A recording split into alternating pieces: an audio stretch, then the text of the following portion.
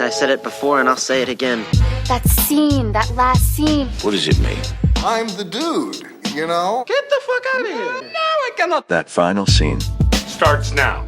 Hi. Welcome back to That Final Scene. My name is Sophie and I'll be your host for the next hour or so. As always, I'm joined by my two co-hosts, Ben and Simon. Hello. Hello. How are we doing? Good. I'm very tired. Oh, very tired. You need to tell us all about your severe jet lag. Yes. Yeah. I just got back from New York. How can you tell when someone's been to New York? They tell you. Don't worry, they tell you. Yeah, there you go. Simon, I think you need some sort of sound effect here, like in New York. Yeah, just some. What's your New York theme music? Yeah. Like that jazzy sax from Taxi Driver, you know? Yeah, just got back from New York, which was amazing. It was a lot of fun. So I went to a basketball game and saw Chris Rock and Kevin Bacon, which was cool. But didn't see. I was really. Were they holding hands? No, disappointed me not. They were sitting next to one another, and Nicholas Hoult there, who at one point I didn't think they were actually going to put on camera, and then they put him in like this little montage at the end, which I felt really bad for him because I was like, oh, it's Nicholas Hoult. Like everybody they should put him on the screens as well, and then. Right at the end of the game, he got like, and who else is here? I was like, oh, come on. Do you think someone was scrabbling around during the match to like cut together some edit? Genuinely, I think they were probably like, who the fuck is that guy? Hang on. Oh, shit about a boy. And then, you know. Then they gave him a loaf of bread to throw into the basketball court. Yeah, exactly, to throw into the hoop from center court. But yeah, I was, in a way, I was kind of disappointed because I was walking around New York going like, I'm going to see all these famous people. And then you don't see any famous people. Everybody talks about like seeing famous people in the street in New York, and I didn't see a single one. I think you saw plenty in one go. Well, I mean, I saw plenty from like 100 feet away. Right. I saw them on a jumbotron, and then I think I'm almost 99% certain I saw a guy from Euphoria run past us in the park, or not Euphoria, White Lotus. Oh, season 2. Yeah, the kind of the tech guy who's always running in the show as well. So Aubrey Plaza's. Yeah, Aubrey Plaza's husband. Yeah, so that made me think, oh, he's always running in the show. That's why I recognize him, because he ran past me. Nice. It wasn't Tom Cruise's film run. Oh, God, I love Tom Cruise's film run. But no, and I mean, this is a good segue into what I watched, obviously, 7 and 6 hour flights. As an incredibly anxious flyer, I don't know if anybody can relate to this. I'm very like... start. I kind of like watch like TV shows on planes because I need to be able to like watch 10 minutes and then do something, go on my phone and then do something because I'm constantly just in fear of death. So I need to be distracting myself. But I, for some ridiculous reason, tried to watch Black Adam because they had it on the plane. Which so it's a superhero movie with The Rock in it that came out this year. This year, I think. Simon's face. Or like end of last year. And you know what? It should be good because Pierce Brosnan's in it. And everybody loves, Pierce Brosnan's in it. We talked about the Brosnan effect. The Brosnan effect. And I got halfway through it, and not even from... Is he reprising his role of Stuart Dunmire? Yeah, exactly. That's it. But just older and greyer and more wise. And halfway through it, and this wasn't even a me being anxious thing and needing to switch it off. This is how bad it was. I just turned it off. Yeah. I was like, this is so shit and so boring. I'd literally rather contemplate my own mortality on this plane than have to watch the rest of this film. That's exactly how I felt when I was watching True Lies the other week. I was like, I can't take a second more of this. Yeah, honestly, I'd kind of wish the plane would just crash. I was like, if I have to watch the rest of this film, I'd rather be dead. It's so bad. The dialogue is so dreadful. And for like a superhero movie that like, at least with superhero movies, you get some, every now and again, you'll get like an interesting action scene. Like even in Doctor Strange, which, wasn't great. There's some interesting bits in it where there's like some action and blah, blah, blah. This was so boring. And even the action, it was just boring. It was just so dull. And like it was dreadful. And I just turned it off and then watched Brooklyn Nine-Nine for the rest of the flight, which was great. Love it. And I was just so shocked. You just need serotonin, like throughout the flight. You shouldn't be putting yourself through that. Yeah, no, like it was torture. But Ben has some chemical assistance on the flights. I do, yeah. I diazepam the shit out of myself. So he's already not himself. I'm already drugged up, and this film is still bad. Like that should be that's me on a plane who's drugged up should be like, this movie's fucking great. Like that should be. I should be like living my best life, loving that film. It was so bad. And so I had to turn it off. Yeah, it was just absolutely dreadful. I was genuinely surprised at how bad it was. Put it this way, if I'd seen it in the cinema, I think I'd have walked out. That's how bad it was. But again, metal canisters 30,000 feet in the sky. I can't walk out. I have to stay in the seat. The nearest thing to that I can do is go to the bathroom. What films have you guys ever walked out to in cinemas that you can remember? Silence. Yeah, The- I think I've talked about this before. That's The Scorsese film. Scorsese film, but Which- Liam Neeson being a priest, isn't it? Yeah, it's like a 3-hour it's Christian heavy, meditative. A bit like The Whale. Yeah. Yes, but not like not fatphobic. Yeah. It's not a bad film in principle. It's just very long and I was in the right mindset. It's like I think you have to be religious or at least spiritual to an extent to enjoy it. Were you on your own? Yes. Yeah. Yeah. And the thing Because is it's like harder to walk out of a film when you've gone with someone I've- else. Yeah. They have to be willing to go with you. No, Yeah. I've also walked out with someone at London Film Festival last year. It was Joint decision. I don't even remember the name of the film. No, she just did a dine and dash on a date. She just left. No, it was like a late evening Tinder catfish. screening. Yes, exactly. Yeah. I wish I remember the title of the film, but I also don't want to shame the filmmaker, but like it wasn't my cup of tea. So like the friend that I was sitting next to, he was kind of like, how are you feeling? I said, I'm very bored. Like, me too. So it's a mutual decision. Yeah. And good. then he was like, but I feel bad. Like, because the filmmaker was in like, Oh, he's in in, the like- screen. Yeah, because He's at the door being like, Yeah. why are you she presented leaving? her films. It was like, oh, that's going to be so awkward. It was the most awkward 10 seconds of my life, but we had to because it was so painful. It was so painfully bad. I've walked out of 2 films, both sequels now that I think about it. I walked out of Horrible Bosses 2, Great choice. which was so unfunny. Like I did not laugh once in, I would say, the 45 minutes that I sat through that film, and that is 40 minutes longer than it deserved. And I walked out of Angels and Demons, the Da Vinci Code Oh my sequel. God, yes. Tom Hanks. Yeah, Yeah. so bad. Ewan McGregor's a priest. Oh, just McGregor dreadful. was I've good. subsequently watched it since, and it gets even weirder because then at one point Ewan McGregor jumps out of a helicopter. He's a priest who jumps out of a helicopter. Like it, So it just bizarre. gets so fucking stupid. Even though he's actually good in the I feel like he's on. I feel like his Ewan McGregor's performance- probably the only good thing Yeah. about the film, yeah, and then the rest of it's terrible. Have you walked out of anything, Si? I think only with you. Oh, you walked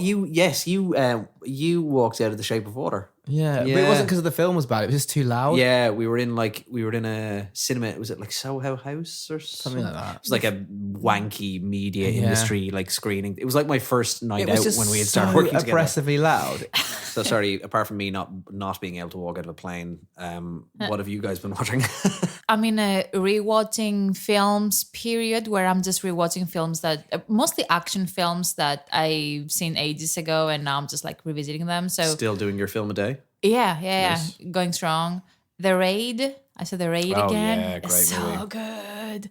But I haven't seen 2 and 3, so I really need No, to. neither have I. So I'm curious to watch these. I feel like this is what I'm doing. Like I'm in a action film franchise train right now. So I'm just rewatching the first ones, which is why I did like John Wick 1 and 2. Haven't seen 3rd and 4th. Really excited about the 4th one. I'm hearing amazing things. And then, Edgar Wright, I did Shaun of the Dead and Hot Fuzz. And I haven't seen The World's End. I didn't have time to watch it in time for the episode. Like you haven't seen it at all? Ever. I haven't Okay, seen it. interesting. Is The World's End The sci-fi based one. on the pub in Finsbury Park called The World's End? Or is it just coincidence? Because I know a lot of the pubs in North London around where I live are in his films. Yeah, I think Is that the idea of that one? I don't know, but they are getting pissed at a pub. Isn't that the Yeah. premise of the film? And But then again, you that's have basically that's the premise of Shaun of the Dead as well. Right, that's true. How do you survive the zombie apocalypse by getting pissed at the pub? Yeah. Edgar Wright's not got anything to do with space, does he? Yes, he Really? directed. That's how they all met. Yeah. Yeah. Ah, right. Okay, Yeah. it all makes sense now. I didn't know all these connections. So how do you describe space? It's Yeah. like What space is it about? quite quirky. Yeah, It's a guy Spaced is- and this girl in a house share. It's Spaced is it's like So it's it's comedy. half-hour Yeah, comedy like half show? hour comedy show. It was on Channel 4, like the early noughties, like late 90s, early noughties. And it's Simon Pegg and Jessica Hines who are roommates. Simon Pegg's best friend is Nick Frost. There's like there's so many people in it that you'll recognize from so many different things. There's like this character called Tyres in it, who's like this Northern Irish actor who's been in loads of stuff. And yeah, it's basically just about it's a little bit like surrealist. It's not Yeah. like it's not totally out there, but it's kind of Goes off on random surreal tangents quite a lot, which are really enjoyable. So like there's a zombie episode and there's like a paintball episode, which is where you do see the origins for ideas of like Shaun of the Dead and stuff. Right. And yeah, that's where they all met. Yeah. There's actually to not obviously I wouldn't direct people away from our podcast, but there is Kevin Smith did a brilliant podcast where he did like 12 episodes where every episode was interviewing a different director, and he interviewed Edgar Wright for one of them, and he talked about how they all met around space. And I would urge people to go and listen to it. It's called Smoothie Makers, I think, and he only did like 6 or 7 episodes, and it's in front of a live audience, and Edgar Wright is just super interesting in it, and he talks about like going to film school and then meeting Simon Pegg. And I think he met Simon Pegg I think on a show that he was doing with Matt Lucas and David Walliams, like back in the early noughties, when all these guys used to was kind it of hang Little out. Britain or something? No, I think it was called Rock Profile? No, it's called like Mash and Peas or something like that. It was like a comedy sketch show that I think they were like that he was directing, and then I think Simon Pegg was on it. It was around the time I think when Simon Pegg did like Brass Eye and stuff. If you can get your hands on Smoothie Makers, it's difficult now. I think it's behind like a paywall on Kevin Smith's website, but it's a really interesting interview, I would say. That's really cool. And I'm also gonna check out Space. Like it just, I don't know, like every single time I watch anything from Edgar Wright, I'm just like loving it. Even though like even Last Night in Soho, it wasn't exactly my cup of tea. Like I loved I still haven't watched Last Night in Soho. I do really want to watch it though. Yeah, I love the 3 quarters of it, and then like the last act, I was kind of thrown off by it. But like it just incredible. Like I don't know, I'm just having like, I'm so biased when it comes to Wright, but like very quickly, like Son of the Dead is still like I mean, I haven't seen The World's End, but I think Son of the Dead is gonna be my favorite. It's the best. Yeah. Hot Fuzz, I'm not sure. I feel Really? no, I love it. No. When it comes to comparing with, I have a feeling that I'm going to love World's End. You will. Because I love Alien. I was like that kind of sci-fi aliens kind of comedy. World's End is like really good until the end. I think it doesn't really, it doesn't stick. I didn't think it's stuck the landing very well. But it's still good though. Again, Pierce Brosnan. It's got the Brosnan factor in it. So really, what can you do? Yeah, after Timothy Dalton and so that's how you would rate them: Shaun of the Dead, Hot Fuzz, yeah. and World's End. Yeah, they get not progressively worse, because I still think Hot Fuzz is brilliant. Like I think I love it too. It's a fantastic film. And yeah, I think Hot Fuzz is the first one I saw. I think I saw Hot Fuzz first, and then I saw Shaun of the Dead. It's interesting. But yeah, Simon, what have you been watching? Well, I went to a rave on Saturday night. Nice. Good start. And thus found myself watching Father of the Bride on Sunday. Oh. Which I thoroughly enjoyed. I mean, quality over quantity. That's what they say. Yeah. Yes. Yeah. And then I've watched Succession, the new Yes. season 1. But you've watched 1 and 2. Yes, I've watched the 2nd episode first thing in the morning today. Literally with my breakfast and coffee and Succession episode 2. Shout out to Kieran Culkin, who was also in Scott Pilgrim, which we're going to talk about later. Yeah. And he's in Father of the Bride? Who's the little boy in Father of the Bride? Because I thought it was Macaulay Culkin, but then when I watched it, Kieran Culkin's his Macaulay Culkin's is it Kieran younger Culkin? brother, I think. Could be, yeah, I'm not sure. I think it might be him. I can look that up. Yeah, let's check it. But yeah, he very good in Succession, and also as he's phenomenal. Like, I mean, every single one of them is phenomenal this season. But like, I just watched the 2nd episode, and I feel like it's gonna get so interesting with Rome in particular. But Roman is Kieran Culkin. Is it him? That's so funny. There you go. So like, it was obviously in my psyche. Subconsciously, yeah. That's so funny. Thoughts, reactions? It was a pleasantly slow burn, actually, because I was a little bit like, I wanted more like action and filth and whatever that Succession does. But actually, it was quite gentle, and like it's rebuilding momentum from the start again. That's what HBO does best.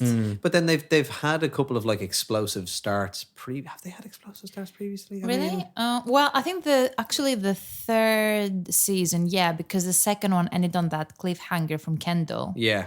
So probably the first season of the 3rd, the first episode of the 3rd season was probably like we started with Logan's birthday again as well, which is how we started the first season, isn't it? Interesting. Yeah. I really enjoyed the storyline around Greg bringing his creepy cousin Greg. Are we allowed to talk about it?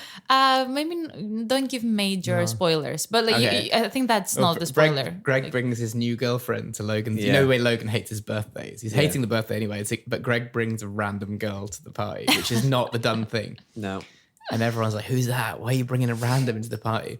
That's so funny. And then he ends up having sex with her in one of the rooms. And Tom tells Greg that there's cameras in all the rooms. The best. And then Greg feels that he has to apologize to Logan. Well, he spends the whole party. Tom tells him, he's like, you better go and confess to him. Like, Yeah, you better tell him. so Greg then just irritates the hell out of Logan, trying to get him to one side to do the apology.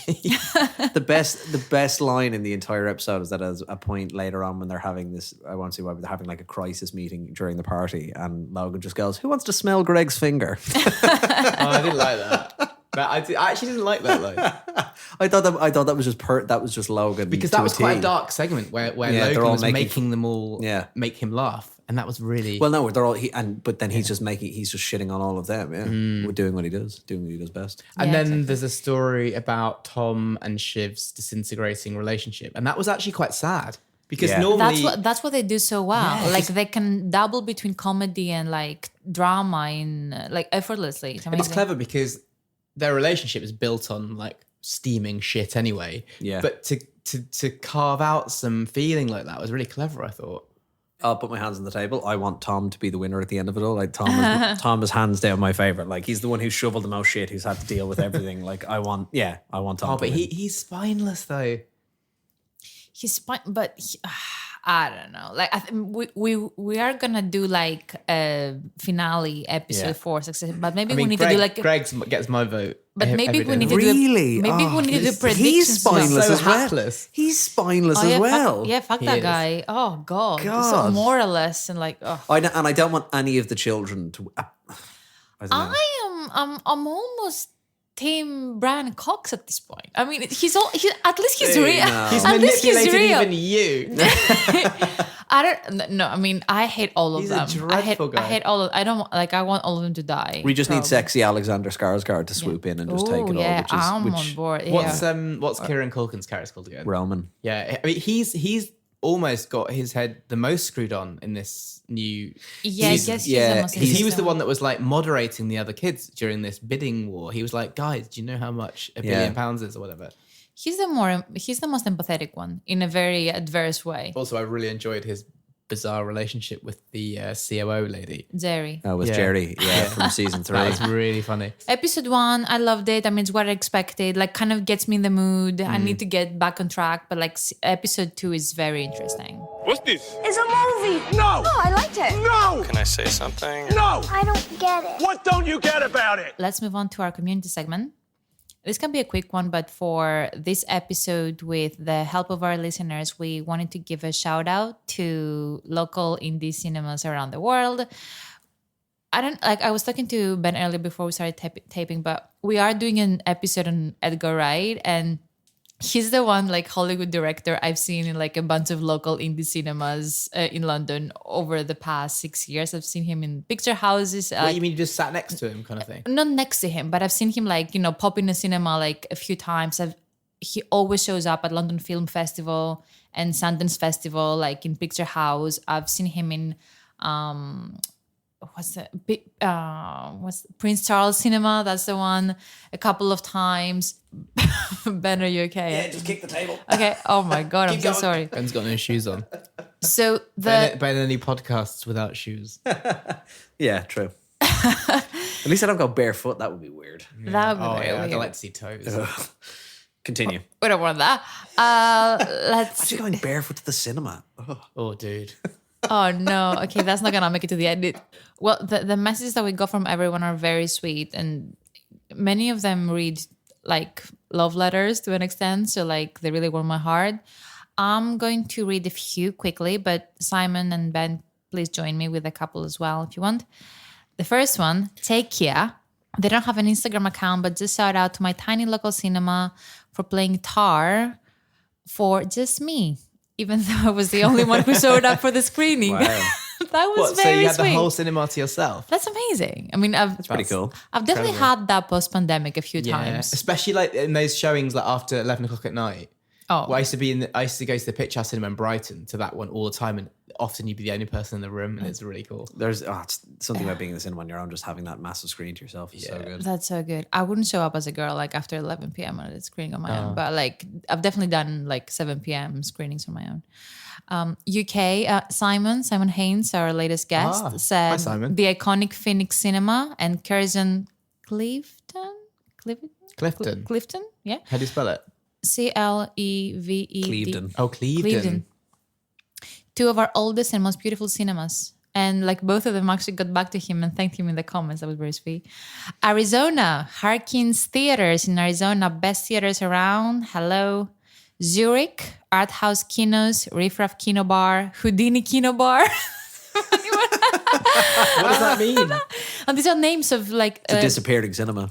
That's the one, yeah. Cine Athens in Athens, Georgia. Texas Theater here in Dallas. Absolutely love this theater. We have LA, the Tarantino one, New Beverly for sure. Great lineups every month. Awesome community film lovers. The fact that Tarantino owns it and is preserving film history is a bonus. I would love to go to that one. That'd be so cool. I'm sure it looks amazing. Tarantino's like subversively splicing in extra frames here and there. Like Brad Pitt in Fight Club. Yeah, 100%. And another one I want to shout out is from India, Inox Movies. They're just a 5-minute walk from where I stay. I can easily walk there and watch a film with no worries about running late. Which is so relatable. I feel like that's the beauty with local cinemas, that you don't have to like spend, an hour or It's not two. an event to get It's there. not an event. Yeah, Yeah. you just kind of pop in after just down work the or road. something. Yeah, it's cute. Yeah, I did like the one person who would just say, who tagged their cinema and then just said, I would die for you. That's also relatable. Which, I mean, yeah, listen. Hey, come on, why not? Yeah. And the last one I wanted to call out is from New York, AMC Lincoln Square 13. It's got the third or second biggest IMAX. And it's also a hotspot for actors and directors to come by. The person who wrote the comment has met Jordan Peele and Kiki Palmer in the theater. And also the co-stars of Top Gun. It's a really great theater, apparently. Oh, so, cool. yeah, an interesting one for the New Yorkers out there. Or, just like Ben, if you're planning to go to New York in Does time that mean soon. the screen is huge? Second or biggest IMAX in New York must be huge. Must be pretty big. Yeah. Have you not seen anything in IMAX before? Yeah, I watched something recently, actually. I went to the Science Museum and I watched a nature documentary on the IMAX in the Science Museum. Oh, it's dude, supposed we to be should go great. to the BFI IMAX then. I've never been to that one. Oh, actually. dude, we should do it. What's been the best thing you've seen in IMAX? The last thing I saw on IMAX was Tenet, and that was shite. I saw Star Trek Into Darkness, which people don't really rate, but I thought was a really good Star Trek movie, and I saw that in IMAX in Canada, in the IMAX in Niagara Falls, which is a dump of a place, but it's Niagara's horrid. Yeah, it's dreadful. But the movie was really good, and that like. Wait, what? We have listeners in Niagara and we've just slated it. Retract Listen, it. if you're living in Niagara, you know. You get horrible people like us coming on our buses, getting dropped off by the waterfall Oh my with God. our cameras. Yeah, to get on the Lady of the Mist. Does an IMAX make a bad film better? No. No. Does it but, make- But it's funny because like my last IMAX film was also a Nolan film, Dunkirk. Which makes me think that Nolan just sells IMAX very well. Well, see, well, interestingly, so like I saw Tenet in IMAX in like the depths of COVID. I saw it like when Tenet came out during that first wave, and we were all like, "Oh, we're going back to the cinema," I think, and blah blah blah. It was just a kind of bizarre experience at that time, but yeah. Definitely didn't make the movie any better. It actually probably made it worse because it was because obviously with IMAX then you get bigger, like it's bigger Dolby Atmos surround. It was so loud that I mean the movie, some of the dialogue in it is indecipherable anyway. To then just have the sound blasted at you, like if you walked out of Shape of Water in a small cinema, you would not have lasted. I just think it's weird when you're watching a film, which I think is like supposed to be like really a pleasant experience, and when it's as loud as a nightclub, it's like when you're wincing, it's horrid. Yeah, I think it's not not cool. a fan of If that. louder doesn't mean better in films. No, that is true. I don't think IMAX means like louder necessarily, but you have to be in the mood. But that's for the it, thing, like, yeah. and it goes back to this, like the best cinemas, and I'd say a lot, like obviously we don't know what those cinemas look like that people are posting about, but the best cinemas are like the smaller local ones where there's probably like 3 screens. Exactly. Yeah. You know, And it's very intimate. When I was little, there was this local town called Burgess Hill. I've heard of And, Burgess Hill. That's on the way to Brighton, isn't it? Yeah. And it's called the Orion Cinema, I think. Oh, nice. And I think it had 15 or 20 seats.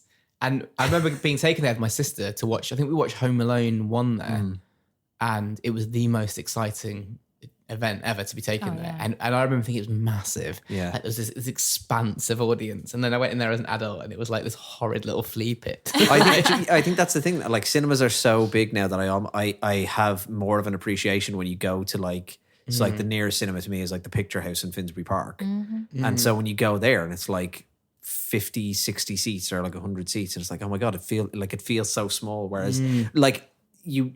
Obviously, there's merit to it, but like there's sometimes when you walk into a movie screen and it's like a sea of seats. Yeah. And you're like, did you know when we went to holy see shit. Sophie? You and I went to see Matilda in the Odeon Megatron in Leicester Square, the huge screen. Oh, It was yeah. so big. There was an echo, which I found really weird. It's mad. Do you know my local cinema at home is is IMC, which is like the kind of like big chain of, and they redid their first screen to, it's called like IMC Galaxy now. Oh, It's What does so- IMC stand for? I think it's like Irish Multiplex Cinemas or something. I think that's what it is. And I just remember, it's just reminded me of when I saw Horrible Bosses 2 also. I think one of the reasons that we walked out was when they were renovating the cinema. So every now and again during the film you'd hear, because directly above us they're like drilling into the ground. That hammer drill sound that sounds like a terrible fart. Oh, that's so funny. Okay, on that note, we need to take a quick break and we'll be back with Scott Pilgrim versus the World. Oh, look, a message from our sponsor. G.I. Jane 2, can't wait to see it. Nah, yo, hold my poodle.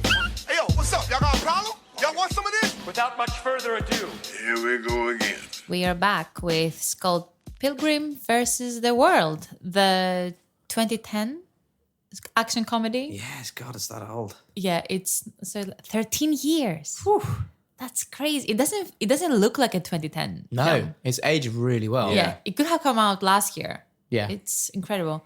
Fresh. Yeah. So directed by Edgar Wright and also based on the graphic novel series Scott Pilgrim by Brian Lee O'Malley. We very weirdly, we just got the news that there's gonna be an anime Netflix series produced by Netflix with the entire cast returning, which is It's cool. it's cool, and also like it's a funny coincidence because we just announced Scott Pilgrim, then 2 days later What can I say? We're influencers, you know. we're or Edgar Wright is actually listening to this podcast and he's not telling us. I'd love that, but I don't think that's true. Netflix have probably just thrown a shitload of money at him. That's true. Just for like really good time. But it did really badly, though. That's the weird thing, is that Really? Scott Pilgrim Yeah. didn't do well the first time round. Like, Really? I think it's kind of considered like a cult classic because yeah. when it originally came out, it didn't make as much money as I think people thought it was going to. It made a lot Was it more before DVD. Juno or after Juno? After. Juno's like 2007, I think. I mean, yeah, it feels like Juno paved the way for that. See, about actor and Michael that, Cera. yeah, and Yeah. that sort of that bloke being all like sensitive and still the star of the show kind of thing. Yeah, but I reckon it was very hard to sell the Anti-hero. video game angle. Do you think? Well, so Or back think then, so. you mean? Back then. Well, Yeah. and to go back to not to hark on about that other podcast, but like one of the things that Edgar Wright talked about is that it was really hard to sell Michael Cera apparently as like Oh, an action yeah, I was hero. gonna say. Yeah, That, he's like he- an anti-hero, Yeah. isn't he? Well, no, as just like a guy who can do like fight scenes. Yeah. Like apparently when they were doing the press for the movie, like they went on so many of these American shows like, yeah, man, you've always been a dork and you're like a nerd in Arrested Development, and then you were in Juno, and then I saw this movie and you're like, oh my God, this guy's a fucking action hero. And Edgar Wright made the point, it was like, of course he's an action hero. Like he can kick ass. Like, and you see it in the movie. But apparently that was a really But hard that's thing why to it's sell so to people. interesting because it's not your average, seen it a million times before, strong muscle person being the hero. Yeah. And it's very relatable because I've only seen this film for the first time for really? this Oh, show. cool. Okay, nice. But if I was a teenager watching that, I'd be like, oh my God, I can imagine myself like being able to be the superhero now. yeah. I mean, before we get to the final scene and the ending, What are your thoughts on the sound and like music like editing, like Really, everything? really cool, really creative. The soundtrack is fucking brilliant. Yeah. As always, all the Sex Bomb songs are amazing. I love, like, exactly. Garbage Truck, what a Yeah. song. Yeah. So good. I would describe it as like the wackiness is kind of earned. It's not like they're using gimmicks to kind of to make a boring script fun. It's like every single scene is really well earned and it has a reason to exist. Yeah. I think they worked really closely, I think, with the guy who wrote the comic books as well, like to kind of make sure he was like as involved as possible and did some of the artwork for the film as well. And you can tell it has the awkwardness of like a comic book story in a way, and like the editing, which is like, I don't think there's a single shot that lasts more than 4 or 5 seconds in the film. And but it's not jarring though. No, that's the thing. Yeah. I feel like it almost kind of emulates a comic book page that you just fling it's through. different You know? frames. Yeah. It's like it's really well done. It's not like that infamous Bohemian Rhapsody scene where there's like 32 cuts in the space of a couple of, or like however many Still yet cuts it to is. see that. The reason why I think, well, for me, the reason why all of the superhero elements work really well is because I kind of understood it as when you're a teenager, you do experience it. Everything is kind of a hyper reality. So it's almost metaphor. You know, it's kind of like in your head, all the fireworks are going off in your head, and the film just let it happen on screen. But also, you think, but it has like, it's obviously Scott's supposed to be like 22, but like as a teenager, young adult, like dating someone, the evil exes is like a totally a thing that you can imagine in your head as somebody doing like these people that you have to defeat, like the what is it, the League, or like that they keep calling them different words and stuff. It's fucking brilliant. I think I would have made it 5 evil exes. Really? I know 7 sounds better, but I probably would have cut it down by 2. Yeah, a couple were very don't know, short. though. Like the fights were very short for a yeah. couple of them. Yeah, like I don't know. I don't know who I'd cut. The probably one you could cut is like the DJ ones towards the end, but that's a great, like a really cool, like visual, like almost like, you know, like a Street Fighter type fight between the two dragons and the big gorilla type thing. Yeah. I think they all have like their individual. Some are better than others, obviously. Like the first guy's really good when they fight at the Battle of the Bands and stuff. And Chris Evans is just so good. Like that was when I first kind of realized, I was like, oh, Chris Evans is probably best when he's playing an asshole. Yeah. You know. Cool. So a quick recap of the actual film. The story takes place in a fantastical version of Toronto where we have the 22-year-old basis of an indie band named Sex Bomb. The best name in indie band history, probably. So you have Scott Pilgrim, Michael Cera, falls for a delivery girl named Ramona Flowers, played by Mary Elizabeth Winstead. In order to win her heart, he must defeat her 7 evil exes in a series of epic video game-style battles.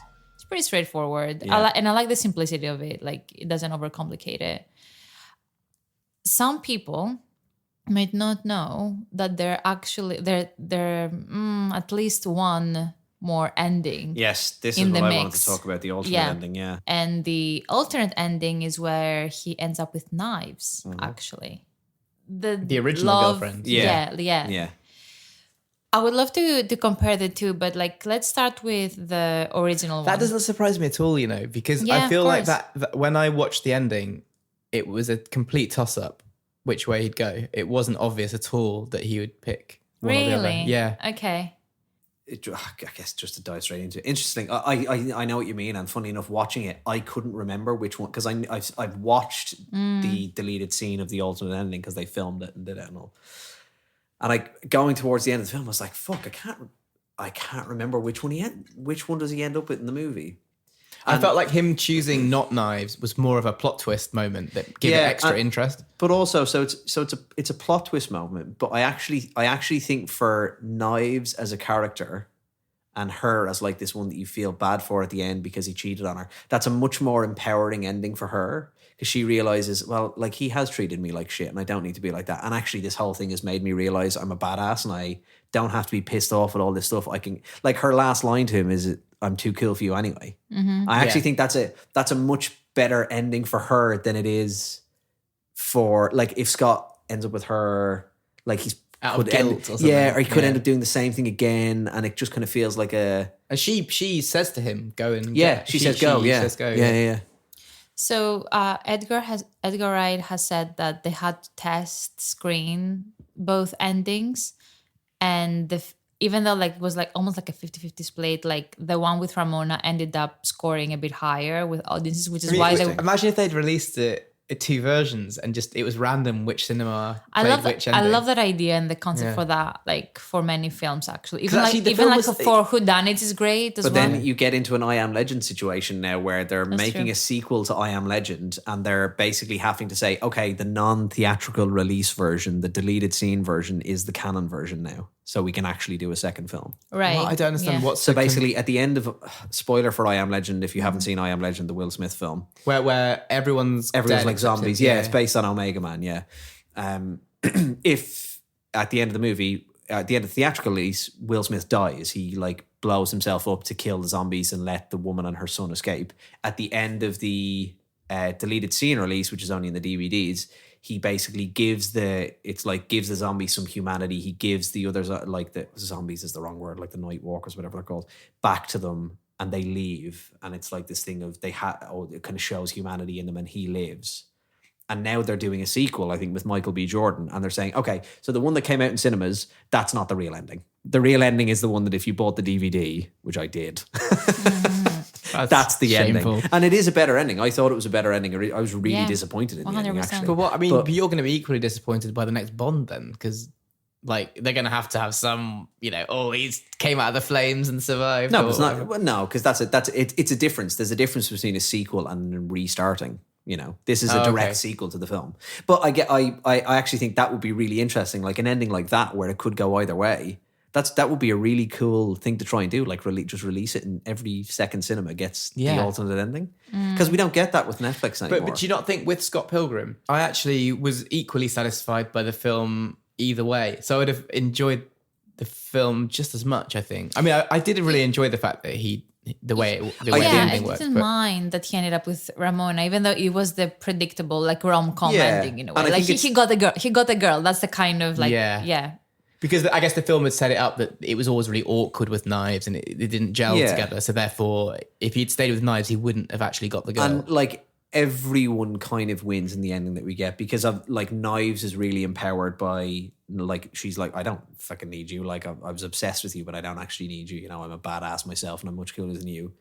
And Ramona wins because she's not obviously controlled by a G-man, as they call him, Jason Schwartzman's character, who's so good at playing a dick. It's brilliant. Like he's so like just creepy. But then she, it's kind of a win for her as well. And even though like what I would say is like, at some point in the film, she's like, she turns to Scott and she's like, you're gonna end up the X number 8 or something like that, which I feel like, I don't know, I don't feel like it's gonna end very well for them, because maybe he has grown a bit, but I don't think 22. No, as in like, in terms of like where this is going, I don't think it's gonna go anywhere, that kind of relationship. I feel like it's something very temporary, and I think it's gonna be her 8th ex basically very soon. he'll be the new member of the league. Maybe, yeah. But it's interesting because like if you remember the very last shot, they basically hold hands go to the door. And then obviously there's a lot of debate in terms of what that door is about, but like in plain terms, it kind of symbolizes the exit doors at any video game ever, right? Like it feels very much like that. It's not the North by Northwest train thing. It's not that. Yeah, but like I don't know, like is there anything else that you thought of that when you saw them like just walking off to the sunset in a way? I agree with what you're saying, because she's so nonchalant with him. Oh, 100%. It's almost like he's got to work for her attention and affection to get anything out of it. So it's not the most two-way relationship. It seems like it's Yeah. And he needs to overcome his neuroticism as well. Like he has the whole thing with the hair, like constantly is his whole thing, isn't it? It's like your hair's looking a bit shaggy. What? He always puts the hat on. And like I had a dumb question. So does this mean that her 6th ex had to fight the other 5 as well?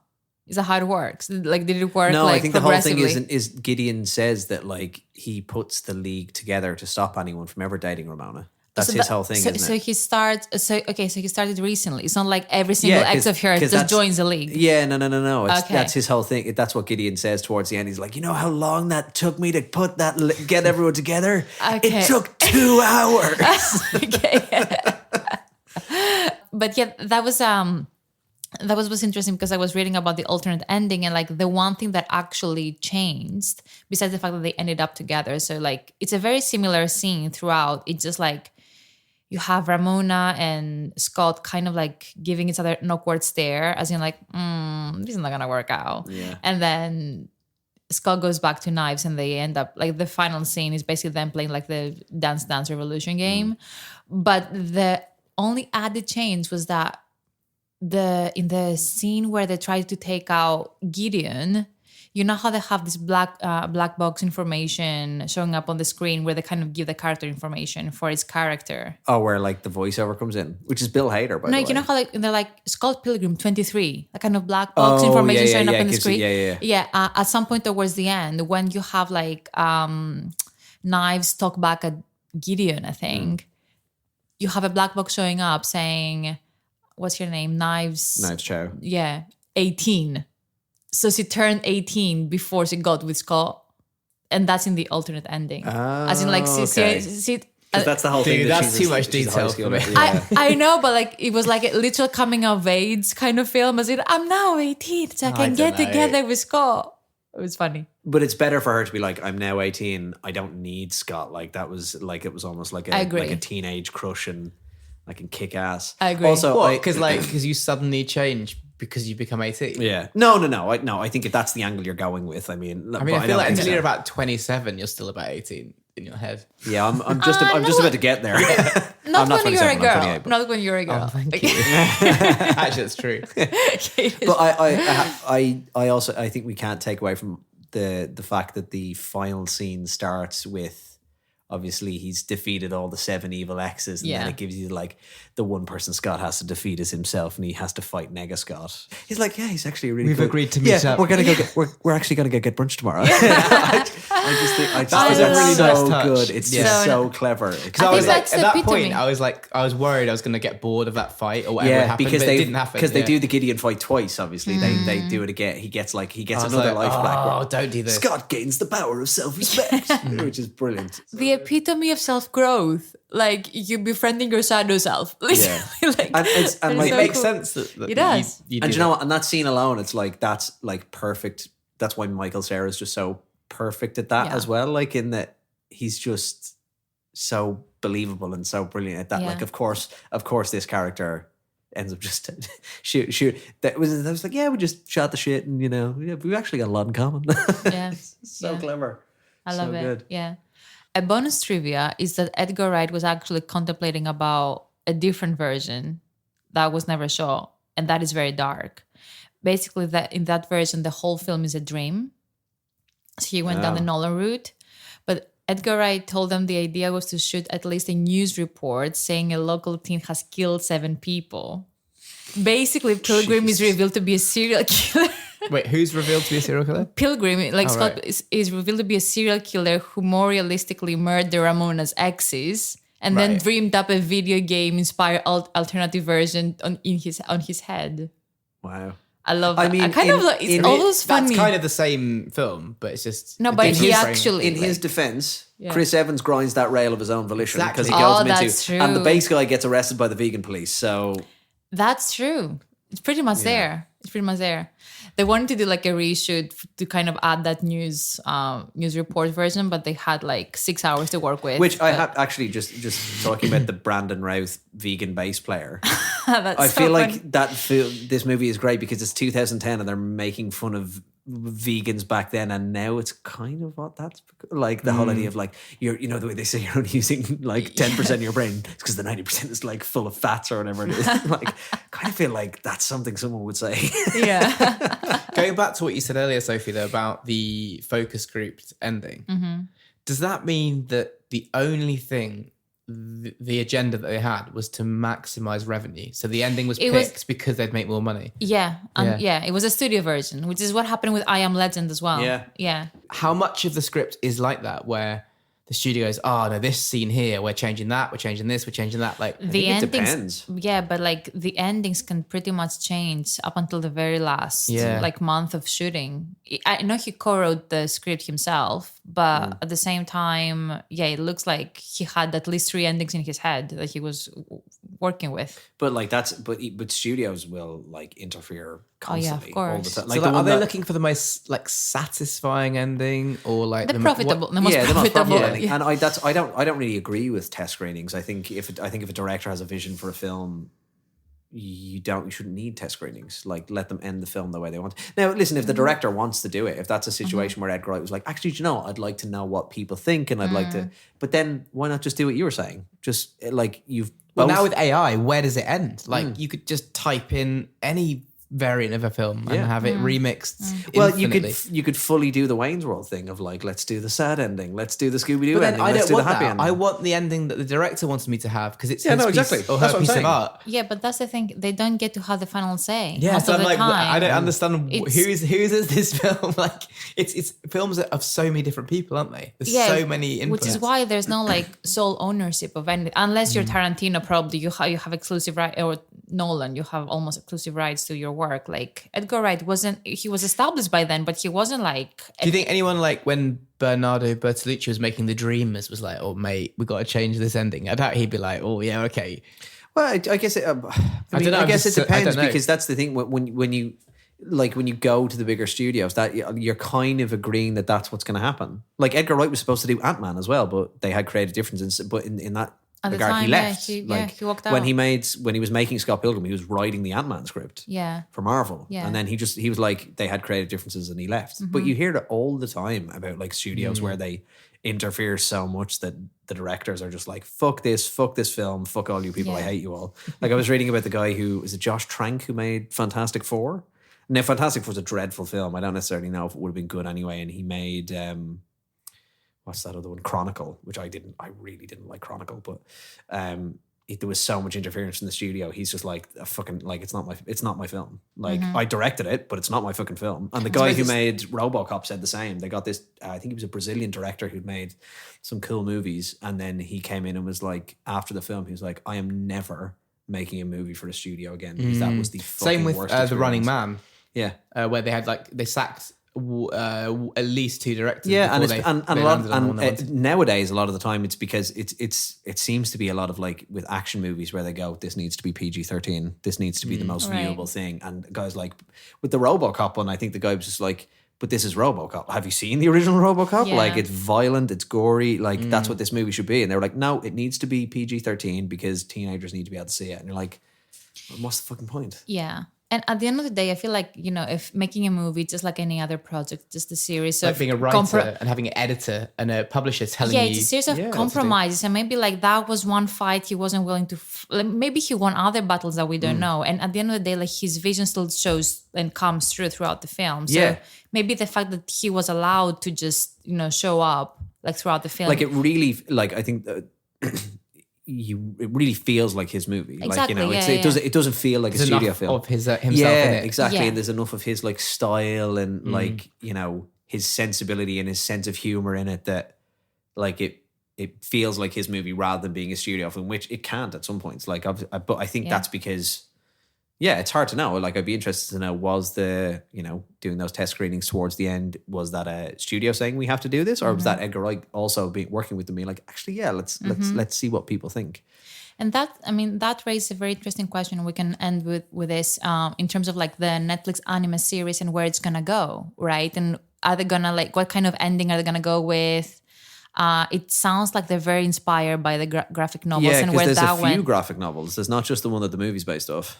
Oh, I know that the very last edition of the novel was released after the movie, which is why like it takes a very different turn, like more open ended. And but is the anime going to be it's not like a remake of the film. I guess it's a continuation, is it? I think it's going to be more of an adaptation of the graphic novel, so it's probably going to be more in that. But yeah, just curious because then you have Netflix, right, who also have like a very strong editorial and creative point of view. So be interesting to see how an anime version of that like shows up. Yeah, and like Netflix haven't done really well with some of that stuff in the past. Like they did Matilda? Yeah, and like you look at what they did, like Cowboy Bebop, which everybody really loved the anime, yeah. and they made the live action, which a lot of people really didn't like. Yeah, I and heard that. It'll Got be cancelled interesting as well. Yeah, but I mean, I don't know. Such a big cast. Yeah, and, too much good you know, talent. there's so much good talent in it, and the fact that Edgar Wright is there helming it, you know, I don't know. Yeah, I think there could be I'm something to be said optimistic. for it. I'm optimistic. I just don't watch that much anime. Yeah, I have to watch it. Yeah. yeah, we'll see. Yeah, cool. I think we solved the ending again. Yeah, that was really fun. I really enjoyed that. Cool. Thank you so much for listening. You're the true OGs out there. And yeah, I mean, with the Scott Pilgrim anime series coming out, this is the perfect time to share it with your friends or with, on your stories. Please share the podcast episode with us. Remind people how good this film is, because it really is a gem. Or introduce someone new. In any case, thank you so much for listening. We will be back in 2 weeks with our first Wes Anderson film and the Grand Budapest Hotel. See you in 2 weeks. Bye. Did you like it? Did you like that? Did I like it? I loved it. I had no idea you could milk a cat. I have nipples, Greg. Could you milk me? Good morning. Morning. Good morning. Oh, and in case I don't see you, good afternoon, good evening, and good night.